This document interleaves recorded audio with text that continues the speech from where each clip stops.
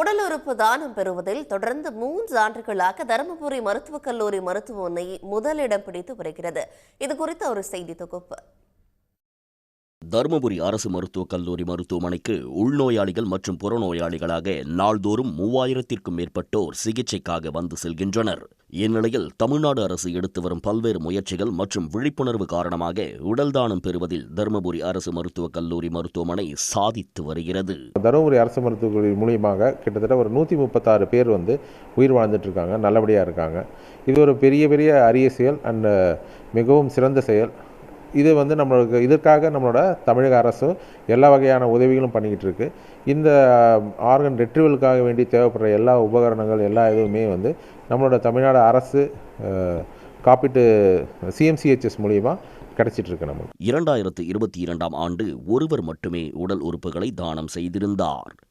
இந்த எண்ணிக்கை 2023இல் 7ஆகவும் 2024இல் 14ஆகவும் அதிகரித்தது.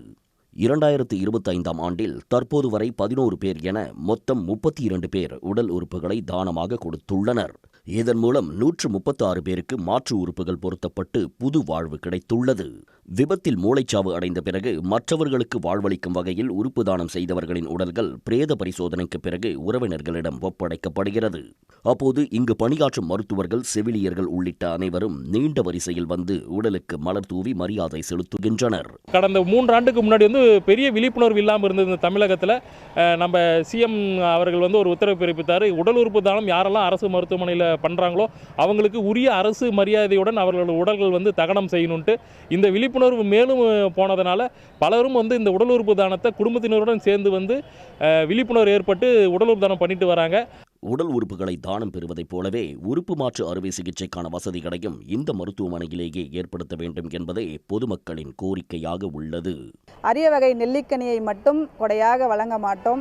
உடல் உறுப்புகளையும் கொடையாக வாரி வழங்கி மாநில அளவில் கடந்த 3 ஆண்டுகளாக முதலிடம் பெற்று வருகிறது இந்த தருமபுரி அரசு மருத்துவக் கல்லூரி மருத்துவமனை. சன் செய்திகளுக்காக தருமபுரியிலிருந்து உமா மகேஸ்வரி. உடனுக்குடன் செய்திகளை தெரிந்து கொள்ள சன் நியூஸ் பெல் ஐகானை கிளிக் பண்ணுங்க.